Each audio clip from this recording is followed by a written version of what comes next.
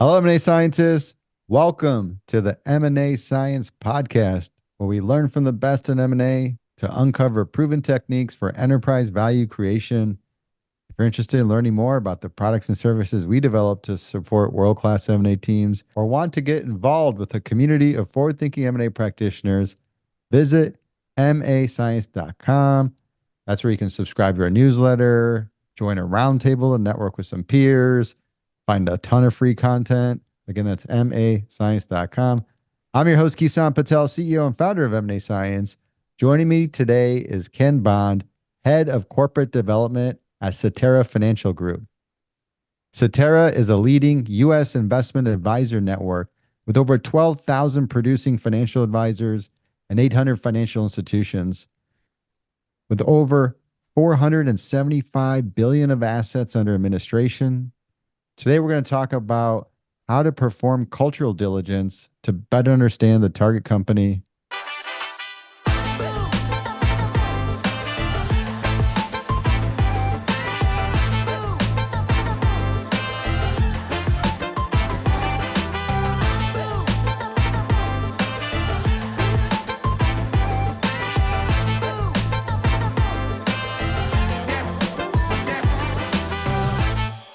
Ken, how you doing today? I'm well, thanks. Good to see you, Kison. I'm excited about this topic. I know some people listening might be rolling their eyes like he's not talking about culture again, but people got such conflicting views on it. You get some of the old school corp dev folks are like, culture, we're going to create a new culture. Who cares? And then you get to hear about all the issues that bubble up once an LOI signed, but then what do? Do you push the deal through the finish line and then it gets really tough? And then others people are like, that's HR's job. It's all mushy culture, this, that. So this is always a fun topic to talk about because the more we talk about it, the more I realize how important it actually is for each deal you work on. Can we kick things off with a little bit about your background? Hi, my name is Ken. I look after corporate development for Cetera Financial Group. As you mentioned, Cetera is a leading U.S. investment advisory network. We've got 12,000 advisors and $500 billion on the platform. So we're number 2 or number 3 in the industry, depending on how you manage it. I've been corp dev professional my entire life, but I am the odd, with a very odd background. My background's in physics, drove submarines for the Navy and nuclear engineering for a little bit. And then I came out and did consulting with McKinsey before I got into corporate development. So I came at it from the strategy side as opposed to the investment banking side, which is, I think, an anomaly. But I like I think that helped me build some good processes and practices when setting up high volume M&A shops. Ran corp development for Cetera, or for Aon, excuse me, for roughly 13 years and got about 250 deals done, a little over 3 billion of deal value, and then joined Cetera 3 years ago and have spent another 3 billion in only 3 years. So we're and already got about 25 deals done. So been pretty active and really enjoy it. I'm what you would clearly label a deal junkie. I love doing transactions. Good amount of operating experience, tons of M&A experience, and then driving a nuclear sub. That's pretty interesting. That could be a whole podcast of its own, but I don't know how you Yeah. do that. Like I could imagine being underwater for any period longer than I How need my to. nuclear experience impacted my corporate development profession. Actually, there's a direct correlation, believe it or not. I'm sure around discipline and just kind of learning Discipline of leadership. the value process, right? The Navy encourages you not to wing it when starting up or shutting down a nuclear reactor, and the same thing should be true with processes for acquiring and selling firms within an organization. Process is the muscle that organizations use to learn, and you need good process in order to retain those learnings. Otherwise, they just reside within individuals, and when the individuals leave, those learnings leave as well. Plays really well with M&A. So first things first, who's in charge of cultural diligence? Just like everybody else, the Corp Dev team is responsible for executing diligence or ensuring that diligence is done on the target company. Individual functional owners or leaders of those diligence efforts are responsible for their unique areas. I would argue that yes, HR is a big portion of evaluating culture, and they should own and understanding of what the cultural diligence yields. So I would put on the HR professional. So you do put on the HR professional, but it sounds like there's some supporting that HR professional. Oh, absolutely, right? Or your diligence plan has to assess that. So um, let's talk about why this is important first, and then we can talk about how we assess it, and then we can talk about how we mitigate the findings out of our assessment. So there's kind Let's of do three it. different phases here. So why is it important? Well, one of the presidents that I used to work for, probably one of the most influential leaders I've ever worked for that matter, when it came to M&A, certainly held the position and said on stage, right, culture eats strategy for breakfast, meaning, if you've got a bad cultural fit, right, it's not going to overcome a good strategy. Um, I would modify that slightly to say that culture is certainly an important consideration that has to drive your integration plan. I wouldn't necessarily walk from every deal that's got a bad cultural fit, but you most certainly want to adopt or adapt your integration plan to accommodate for the findings of your cultural diligence. So that's why you want to do it. When you start looking at your diligence plans, you do a great deal of cultural diligence just already. The problem most folks run into is they don't really aggregate the findings from a cultural perspective to bring that diligence lens to bear. Let me give you some examples. We review the employee handbook, employee policies and procedures. You're doing a number of one-on-one interviews with functional leaders. Maybe it's the IT, maybe it's HR, finance. Each of those leaders is probably getting interviewed during your diligence effort to understand aspects of their systems, aspects of their policies or procedures, or whatever it might be. But you're certainly going to, it's more likely than not, you're going to have one-on-one interviews with them. And in that process, you will be able to assess kind of how they make decisions, how they delegate, how they engage with other functional leaders, and how they view their collective team, and whether that's a healthy team or not. Employee handbook is also going to give you kind of some good insights there as well as policies and procedures for everything from time off to diversity inclusion, all the different policies and procedures that they roll into the firm, of which you will certainly evaluate. What's missing is bringing together all of those findings from a lens of culture, right? So just ask the question, what insight have we gained from the diligence we've done about the culture of the prospective firm? That make sense? Yes. So that's where you get an understanding of how they work when you mention how they delegate decisions, the leadership approach in that organization. Mm-hmm. Should we start from like the beginning of where do you actually start cultural diligence?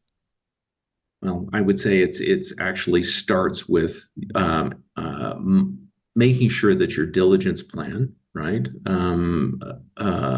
ensures that the data or the findings that will come out of your diligence effort are evaluated from a lens from a perspective of culture.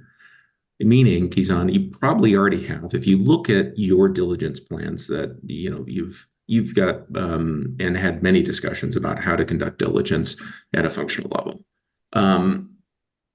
Uh, if cultural diligence is done right, I would argue you don't really need to modify those plans dramatically. What you need to do is to pull together the findings that come out of those functional diligence efforts and evaluate the findings from the perspective of what insight into culture did we gain from the materials and interviews that were conducted during our effort.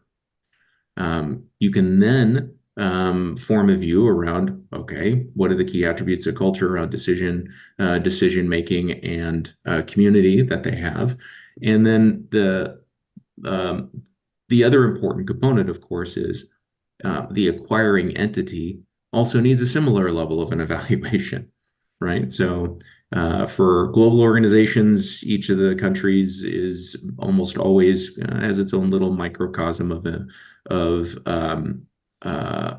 culture. It's not common across a global organization, or even the individual sites, right? Your California office may look very different than your Kansas City office or your Florida office. So if the Kansas City office is doing the acquisition, make sure you understand the culture that they're walking into, right? So target and acquirer both get evaluated, and then you can understand, you at least have an understanding of where the friction might be as you begin to integrate the two organizations together. So this isn't so much about having a whole work stream of doing cultural diligence. It's baked into your current approach of doing diligence. It's more about extracting that information and looking into those findings that are specific to the culture. And then you also had a good point of know thyself, what your organization's culture is, and that's Absolutely. and all this stuff ultimately lends to planning the integration and what are those things you really need to think about because Exactly. of the findings from the culture part. Correct. Right. In rare instances, you may pull the trigger on the deal and just, or excuse me, blow up the deal and just say, listen, this is a bridge too far, right? Um, they're just, it's going to be oil and water. It's simply not going to work. And we'll either lose the people or the clients or both. And ultimately, this is likely to be a disaster. Rarely has that ever happened, but in a couple instances, What does that look like? Like I'm gay because you're right, it rarely happens, but I'm just curious. it generally, in personal experience, right, is all I can give you, right? What I have seen is from smaller transactions, owner operator, where the owner is going to become a W-2 employee of the acquiring entity and is critical to maintaining, client relationships post-close, or customer relationships post-close. And they are, in many times, right, larger than life figures. They are very proud of the businesses they've built, and they um, may not play in the sandbox well with others, so to speak. It might rise to such a level that you just simply don't think that they're going to be manageable, or that they are going to look after the best interests, or can be trusted, right? And they'll look after the best interests of the combined entity. And fundamentally, if you don't ultimately trust them, as you continue to do cultural diligence, and you find out that you believe fundamentally they are untrustworthy individuals, then that's a good reason to back out of the deal, The right? very senior people and their Yeah, role in the company. right, for sure. More likely than not, though, the issue is, listen, they're very centralized. They don't really push decision making down like we do. As we integrate, say, their functional teams into our functional teams, they are not going to have as strong a direction for how their work should be done, that they're used to having, and they'll be asked to operate on a significantly more autonomous basis, and that's simply not going to work well for them. Right. So we need to be thoughtful about how we bring the two teams together so that we can overcome that. Sales teams may go about prosecuting opportunities in a very different way.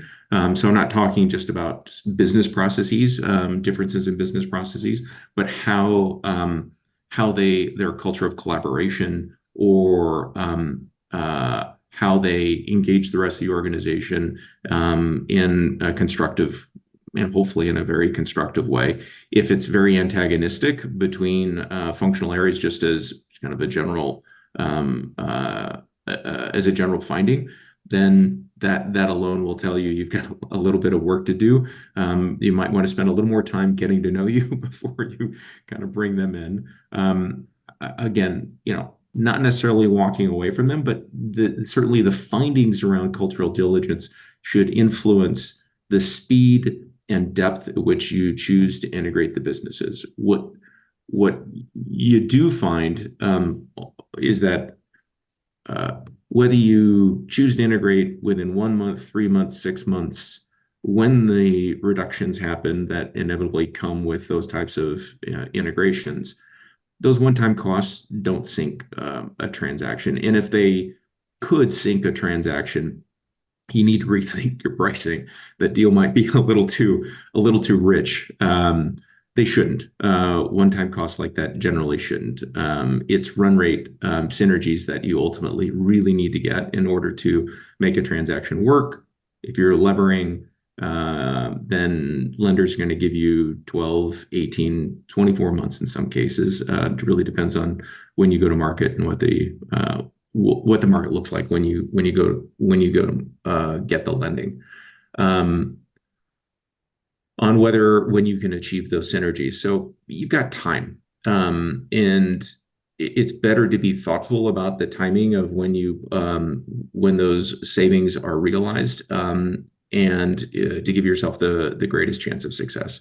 And I guess all we're saying here is that the more armed you are in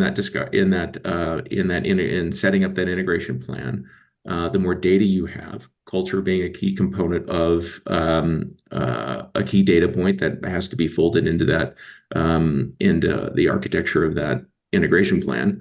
That's going to give you a better chance of a successful outcome. You just unpacked a lot there. Okay, let me step back a minute. So like the real deal breaker stuff doesn't happen very often. Usually it's like a real basically CEO or somebody really, really key that is not going to be a fit. And that's going to deter getting the value out of the deal. That's good you clarified that. I was imagining walking in the office, everybody had like face tattoos and it was like, oh, I don't think this is going to work out. But that could be different. I've never had that happen. I'm not saying that we But would maybe get that's the a deal different done, bias but thing that I gotta go see a therapist about. But anyways, you then from there you went into okay, so there's still a lot of things you want to acknowledge because ultimately this goes to how you're going to plan the integration. You mentioned the speed and depth of integration, and it's going against the timeline of capturing synergies. Mhm. That's where I wanted to dive a little bit deeper because it's almost like a little matrix here because I want to get a sense of those factors of cultural differences that you acknowledge, and then how do you, because hey, we have a lot of commonalities. Then do you look at that and say this is how it's going to shape the integration plan versus what are those differences? That they have top-down management, we're very bottoms up. Maybe we got to look at this a little different. Maybe we do, have those teams operate more independently and focus more on the back end integration. Like, is there like a playbook or just pattern you've seen from? The playbook, yes, absolutely. I think each organization builds their own playbooks, based upon, past precedent and how they're organized and how they best ingest organizations that they acquire. Um, I guess what I'm saying is that those playbooks are never rigid. They always have to adapt to the circumstances of each transaction. And I'm not saying anything you probably don't know on that. That they're really more like guidelines. They're starting spots. You start with the playbook, but then you have to adapt the playbook to the peculiarities of a transaction. And one of the peculiarities of the transaction is the culture of the business, right? Which is how do they make decisions and how do they manage their people? How do they push risk? What's their willingness to take risks, and how do they reward or punish mistakes? And that has to influence how you go about bringing those teams together. Whether you allow them to continue to operate autonomously and side by side as like their own little cell within a functional area. Say you want to keep the core team together, but it'll now be managed by the acquiring company's department head, or do you intermix the teams such that they're indistinguishable post-close from who was acquirer and who was acquired? So there's different ways that could play out, and there's no reason not to be thoughtful so that you can get the best possible outcome. Every company's culture is unique, but can you profile them when going through this exercise? I think there's certain attributes. Yes, I think you can, right? There are certain attributes you care about, right? And you lay those out up front in your diligence kickoff. This is one of the work streams that you're going to highlight, just like everybody else. And the person in charge of HR generally also says, "Listen, we're also going to be evaluating culture."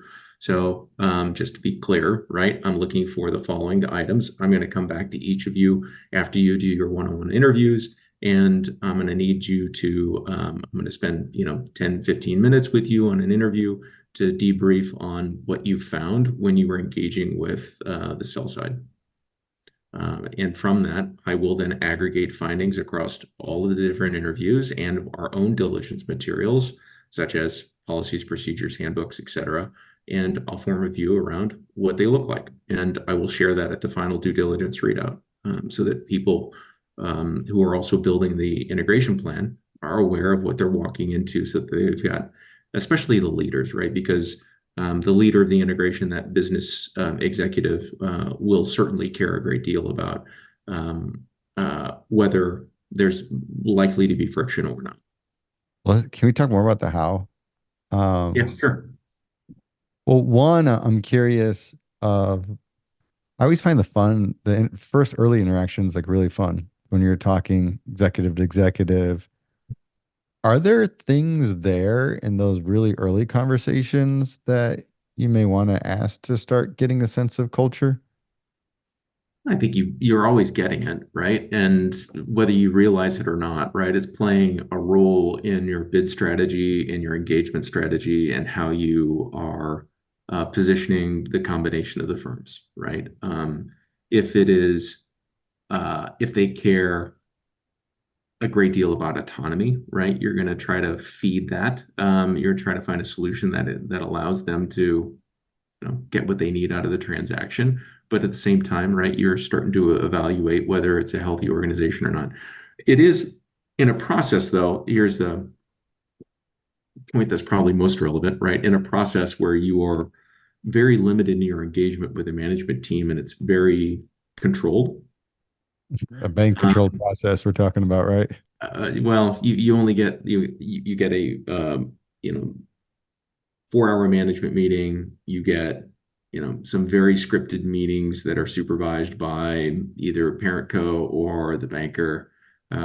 Couple hours, 30-minute meetings with functional leaders. So, I mean, add that up, you probably get another 4 or 5 hours max with the sell side management team.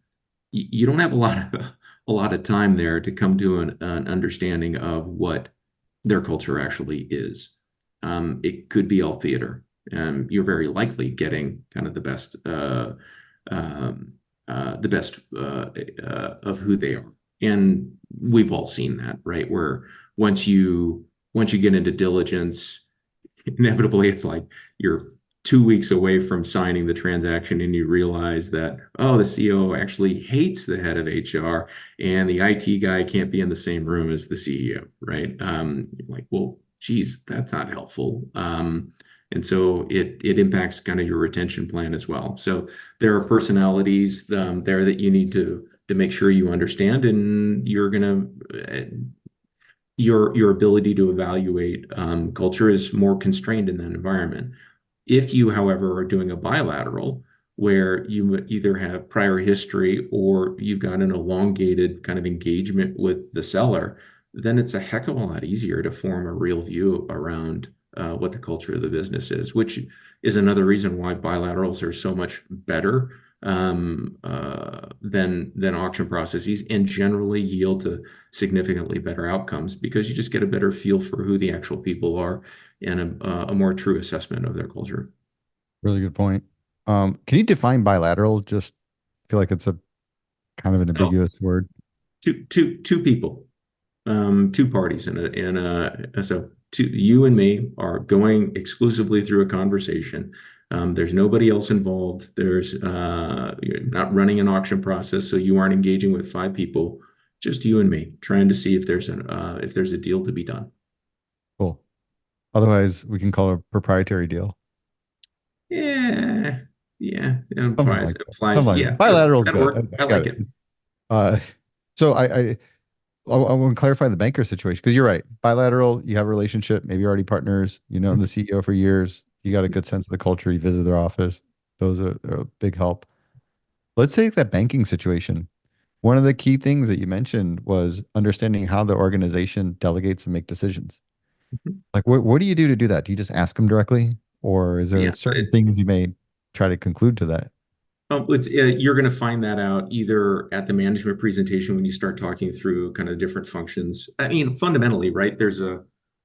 You've got to understand, what do you call service and ops, and what do we call service and ops, and who does call center, what do we call call center professionals? So everybody got different lingo, and you need to go through the process of kind of lining all of that up. If for nothing else, you need that to understand. You're making sure you're doing apples to apples comparisons, either on gearing ratios or just org structures, right? When you're looking at mashing things together, and in that process, you're also going to talk about, well, who's got control, and how do particular decisions get made. You could talk about large capital expenditures, large IT programs, or how individual hire fire decisions get done, and what does a budget mean. And there's lots of different nuggets that will come out of a free-flowing conversation during that 4-hour management meeting that just need to be captured from that perspective. Alternatively, you're also going to be having conversations with the CIO so that you can better understand kind of the architecture of the business. In some instances, a discovery session where you've got a broad range of stuff that you want to get a feel for. A free-flowing discovery session is the most efficient way to kind of muddle your way through that discovery process or the diligence process. And that you will almost always be asking some specific questions about, like, well, who makes that decision? How do you manage? How many people do you manage?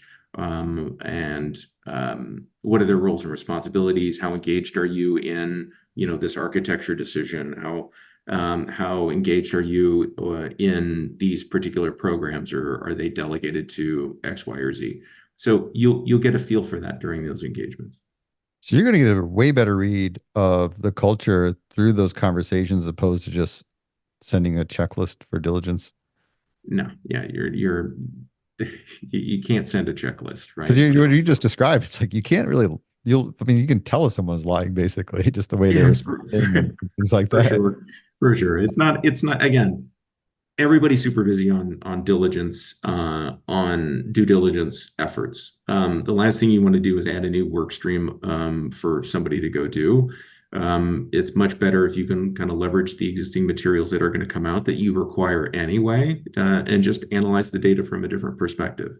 So I'd argue cultural diligence is a bit like that, right? You're already gathering that information. And you're We're just extending it into simply those applying a conversations. different, using that data and that information for a different purpose. Makes a lot of sense. You mentioned too, the key things are getting the handbook and HR policies. Mhm. Are there things that you just really look for right away when you get those assets? Uh, Nothing kind of jumps to mind, right? Other than Do analyzing they, do they have one? I'm, You're yeah, yeah, we've seen not train proud wrecks struggles. and policies and procedures. Don't get me wrong, right? There's lots of things you're looking for. Compliance with local labor law is somewhat critical, but understanding how centralized control there is, and how levels of gifts that they're allowed to receive from vendors, to what they can do for office entertainment, to just office parties and celebrations even, right? I mean, there's lots of different little tidbits that you can pull out there to say this is an attribute of their culture that's very different than ours, and just be aware. Like again, gives you the groundwork for when you do have those in-person conversations of Yeah, what are the areas to look into. yeah. For example, they have, free snacks and coffee in their offices, and we don't have any of that. Okay, great. you know, be aware. That's an attribute that they find valuable. And it's been that way for a while.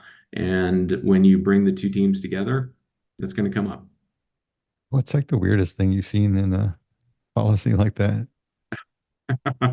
uh, um, oh man, I haven't got any great horror stories other than the transactions that we walked from because the cultural fit was just too bad, right? Or probably should have walked from. We certainly highlighted a couple deals that the cultural fit was obviously so bad that we thought we didn't recommend proceeding forward, and that ultimately, you don't have to be a genius to see what's going to happen after close. A lot of bad behavior, a lot of self-serving behavior, and ultimately led to firing and lawsuits against the seller, right? Oh And at boy. that point, it's very late. It looks bad for everybody. There are no winners when that happens. Let's put it that way. Fair enough. I remember going to a friend invited me to a holiday party and Mhm. yeah, I signed this disclaimer and I was reading through it and it's just like that I felt like as an impression around the culture of like, wow, how do these events turn out? Well, But yeah. anyway, I mean, I mean, you wouldn't be surprised, right? You find some instances where people like to come together for group celebrations, right? And they've got a number of those that happen throughout the year, including holiday parties. And then other people, they generally, when they've had, bad behavior at one or an event or something happened at one of those events, that they've locked those down and no longer do that type of stuff. So when you bring those teams together, it's like, well, how do they celebrate success? How do they form friendships and camaraderie between individuals, especially if they're not in the same office location, if you're not coming together? So they have to figure out how to solve the fundamental problem without kind of saying, "Hey, I'm right, you're wrong," but really, there's a reason they're doing what they're doing, and you need to figure out how to solve that problem without mandating a solution that's going to be unacceptable to one or the other side. can you tell me about using questionnaires? You mentioned that earlier.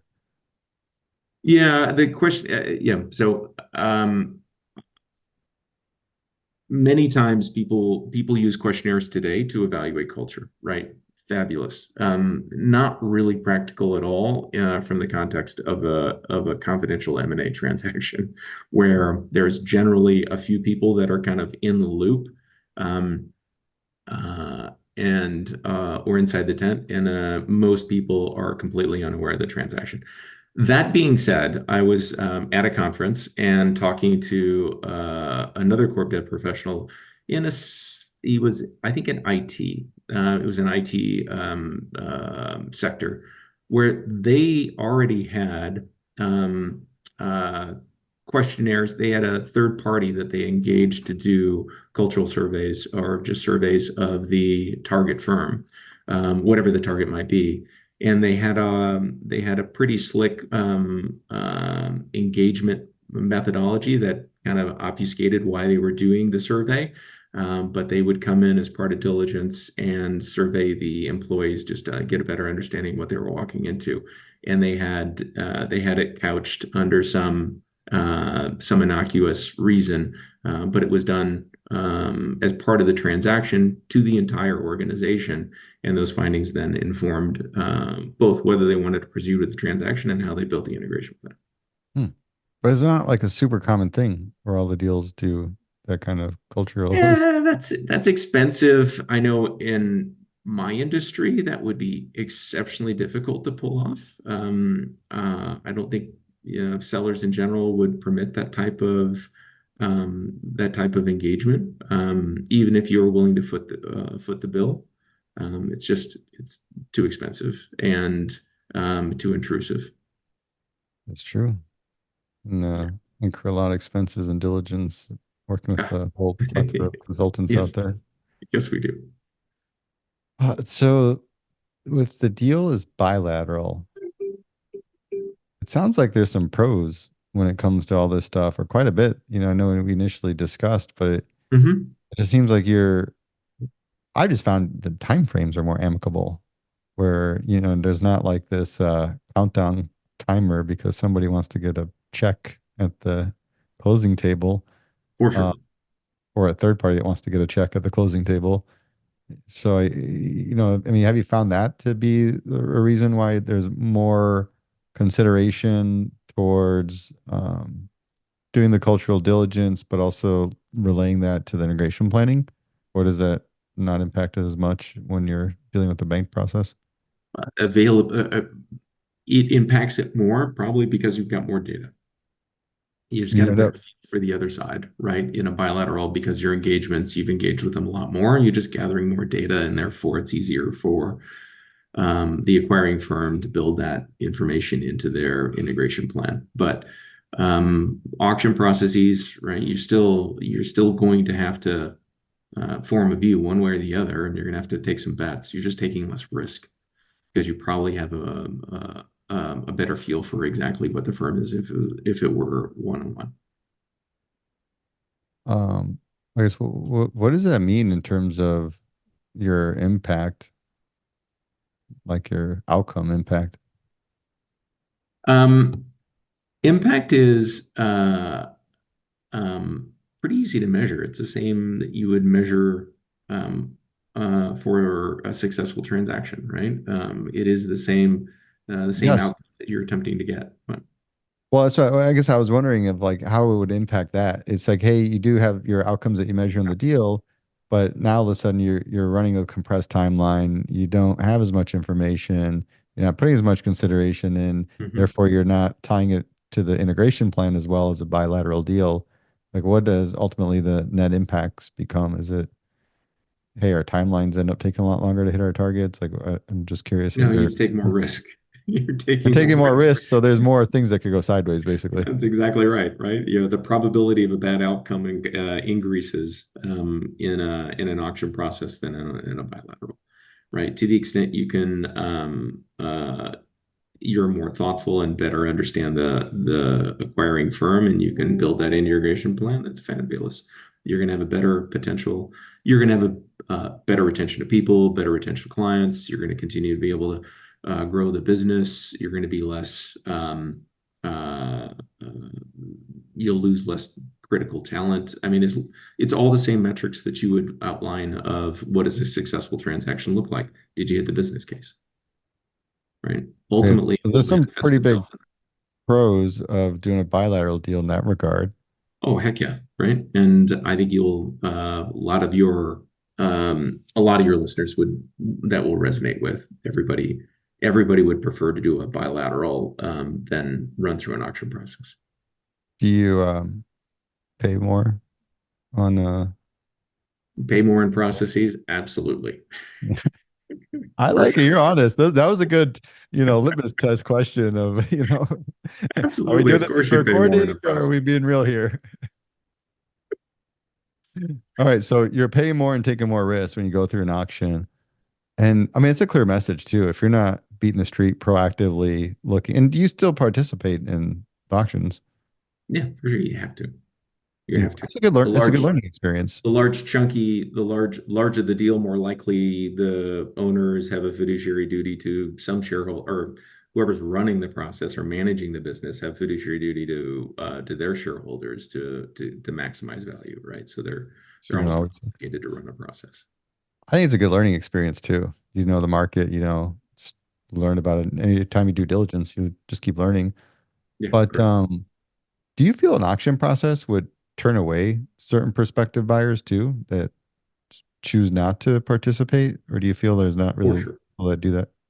For sure. I know buyers in say 10 years ago, especially on smaller deals, that they weren't willing to engage with bankers. They'll not bankers. They weren't willing to run through processes. They'd only do bilateral transactions.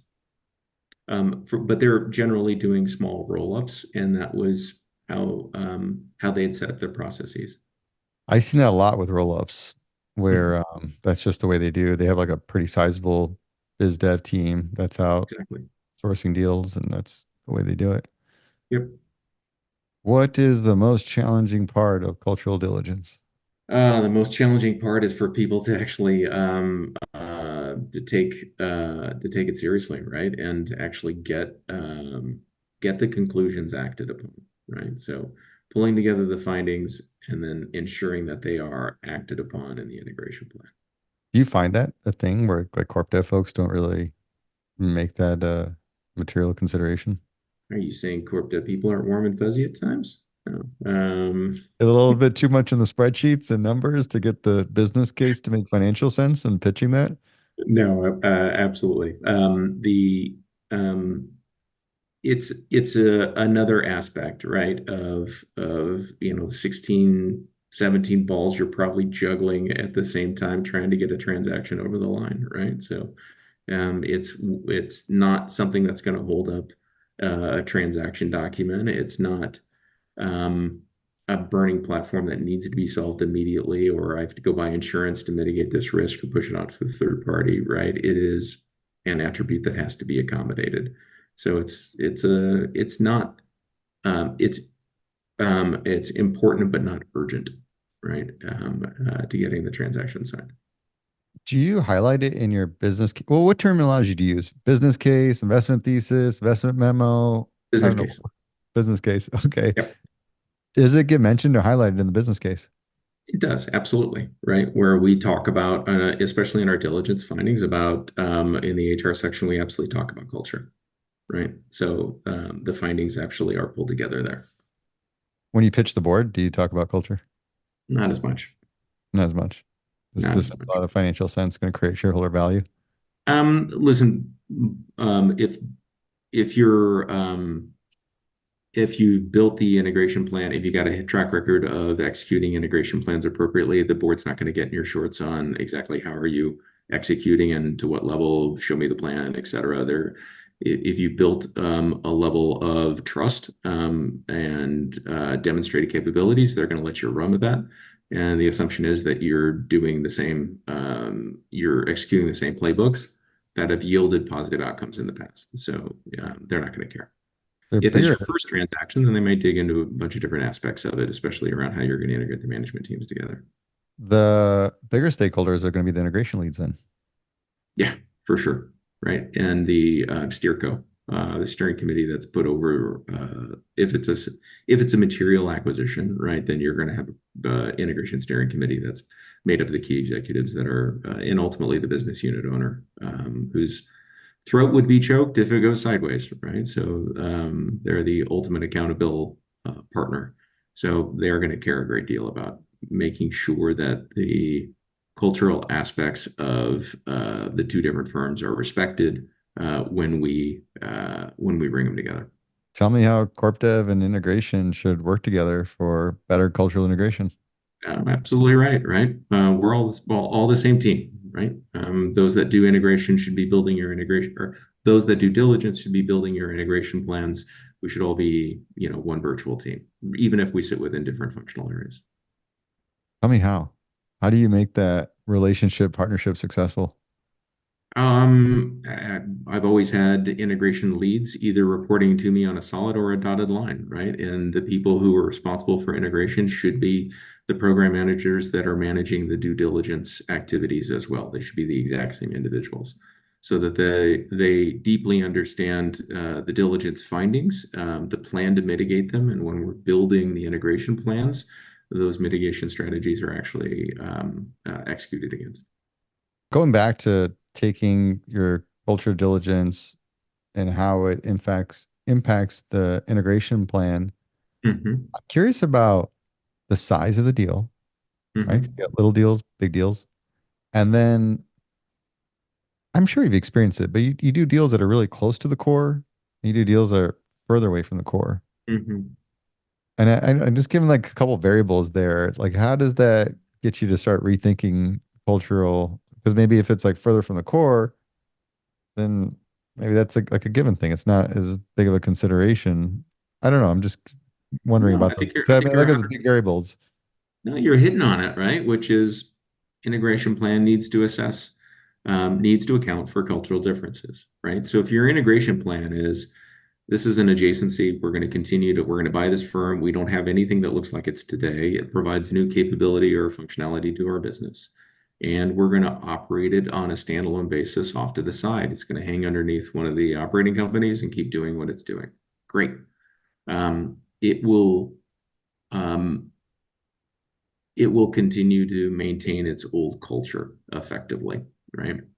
You need to make sure that there's not going to be something catastrophic that happens, but for the most part, it's going to keep operating the way it is, and it's going to maintain its cultural identity, as opposed to something that whether it will be deep integration, right? So you're doing an asset deal where you're lifting out a big chunk of the seller, and you're going to integrate it into an existing entity where people are going to be working side by side, shoulder to shoulder, with some new colleagues. That's a whole different challenge than and a much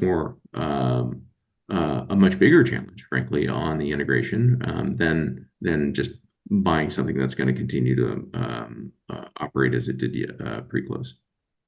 We can really say size doesn't make a difference. If it's a small one versus a big one, you're going to have difference there. That's not as relevant, but It's the the core level of one, integration. right. The core one, then you start really thinking about, hey, do we want to create that or acceptance of having that difference? Yeah, and geographic proximity is always a problem as well, which is ultimately you're going to be buying firms, and there needs to be a way to inject the DNA of the acquirer into the acquired. So if you're picking up, say, a new office in Seattle where you don't have an existing presence, how do you bring them in the fold? How do you take the culture of your firm to the new Seattle office that you just picked up? Right. And there has to be a plan to do that. And it has to be thoughtful, and um, uh, it has to be um, uh, uh, a prong of your integration plan. In other words, it can't be accidental. It needs to be intentional. There's the word I'm looking for. There's this view of a company's culture holistically, but then even I notice in our smaller company of 50 people that each team has its own culture. Is that like a part of it, or is it, do you focus more on the broader culture, or do you start digging into? Nah, listen, there's always nuances from a core, right? There's a core ethos of the organization, and then there'll be kind of variations of that as you go into either different offices or different countries. But the core is still should be the same, right? And that's what needs to be respected, and ultimately that's what you're bringing to the new entity that's being acquired, and they're going to impact you as well, right? And the bigger they are, the more they impact you. So you're not unchanged after you do a transaction, right? People bring with them kind of aspects and elements of their former company. So These integration leads, when they work on the deal and they execute on a lot of the changes that happen post close and they encounter culture clash and they start thinking about the corporate people that champion to get this deal done and shake their heads. Um, what's what's advice there for handling that kind of stuff? I don't know. Have you experienced it? What do you do? No, of course, everybody experiences it. That is exactly why you need a strong integration governance model for transactions. That those can be surfaced quickly. We can identify what's going sideways and what we need to do to counteract that. So what you don't want is you don't want the integration lead kind of solving it all by themselves. You want them bringing it to the steer code so that they can understand what the issue is and create a response that can be replicated across multiple areas. It's not a point solution. So that's an argument for a broader governance model across kind of bigger integration activities. Sounds like a whole podcast topic of its own. If you got anybody in mind for that. Yeah, I got other people who can talk to you about that are much more they're much better at this than I am. If you had advice to give to a corporate dev practitioner that was looking to improve their cultural diligence, what would you tell them? There's no silver bullet, right? And it's what people should take away, right, is that it's simply trying to understand the data that you're going to gather in a standard diligence effort anyway. with a different objective, right? And this objective isn't understanding, hey, are there any undisclosed liabilities on the balance sheet that haven't been accounted for, either from past operating practice um, uh, uh, or otherwise. In this instance, you're looking at it from a perspective of what insight can I glean from this information about about their culture and how they make decisions and how they act as a community. And I'm going to use those findings to then influence how I might want to bring those two organizations together. That's a great way to summarize it. Give me more examples of questions that would be good to ask to get a better understanding about the company's culture. I don't want to presuppose that certain areas are more important than others. Probably delegation and ensuring that there's a common method for delegating decision making across the organization is got to be one of the most important ones, right? If it's a tight centralized controller, whether they've really pushed down decision making to the lower levels, it's probably one of the biggest areas that you really, really care about. Yeah, I care whether they've got, free toast in the employee lounge versus kind of what we do, but I care a lot more about how they make decisions. Fringe benefits and environmental issues like that are also clearly important, but probably second tier relative to decision-making processes. Fair enough. Sounds like a great place to focus efforts on and then expand out from there. Sure. Ken, what's the craziest thing you've seen in M&A? About everything you can possibly want, or fear for that matter. My biggest fear in every transaction and what's actually happened is ultimately fraud, right? It scares the hell out of me that the data that I'm looking at in a data room has been fabricated and that ultimately I'm not going to find out until post-close. How'd It's that happened happen only before? once, and I've done a lot of deals, so it's not very prevalent. But when it does happen, it leaves a scar for sure. Was there recourse? There's always recourse, but whether it's successful or not is another matter. It's not a good thing to go through. Yeah, you're there. There is no successful recourse. There's always damage done in those types of situations. Other than staying up at night, what do you do to get peace of mind around that? Well, you do as much diligence as you possibly can, and you negotiate protections in the sale and purchase agreement that are as robust as possible. And when your attorneys start talking about the fraud provisions and the definition of fraud, right? You pay attention, right? There are no legal issues, and I hate it when people say, "Hey, this is a commercial issue. This is a legal issue." They're all commercial issues, right? You should care about all of those items because they don't matter until they matter, and you don't want to be sitting in a bad situation where you've just not taken the effort to negotiate a proper agreement that provides you the protections you need in the event something goes sideways. I put in my notes, do your diligence, hire best attorney possible. It's exactly right. And I think that pretty much is a good rule of life. Hey, Ken, this has been a great conversation. Those of you still with us, if you enjoyed this interview and want to hear more, Ken has two other podcast interviews he's done with us. The titles are First Conversation to LOI and How to Structure Teams Approaching M&A Diligence. So if you're interested to continue learning more from Ken, I highly recommend checking out those podcasts. Fantastic, Kison. Thank you for having me. Always a pleasure to speak with you. Those of you still with us, thank you for sticking through. Till next time, here's to the deal.